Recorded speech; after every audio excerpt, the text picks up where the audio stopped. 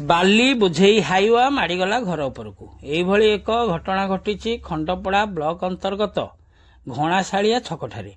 घटनारू प्रकाश गतकाली विलंबित रात्रि रे भानुमती पटू आसुथिबा ओडी 09P 4027 नामक एक बाली बोझेई हाइवा हठात घणाशालिया छकठारे रहुथिबा विभूति राउत और दंडुआ राउतों घर उपरकू चढ़ी जाइथिला।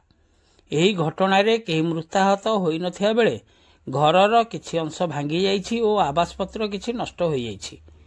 घटनास्थल रे कंटिलो पुलिस पहुंची हाइवाटी को थाना को आनी घटनार अधिक तदंत चलाइछन्ति। एही दुर्घटनारे क्षतिग्रस्त होइथिबा व्यक्ति माने क्षतिपूरण पाइया पई दाबी करिसन्ति। अन्य पक्षरे देखिया गले प्रतिदिन एहीपरि अनेक बाली बोझेई हाइवा खंडपड़ारे यातायात करुथिबारु बहु समय रे विभिन्न अघटन मान घटुछि। हेले एहार कौनसी स्थायी समाधान हेई पारु नाही एवं एहार स्थायी समाधान केबे हेबो ताहा एबे साधारण प्रश्नवाची सृष्टि होइछि। स्थानीय प्रशासन और जिला प्रशासन एथिप्रति दृष्टि देवा पई साधारण दाबी होछि।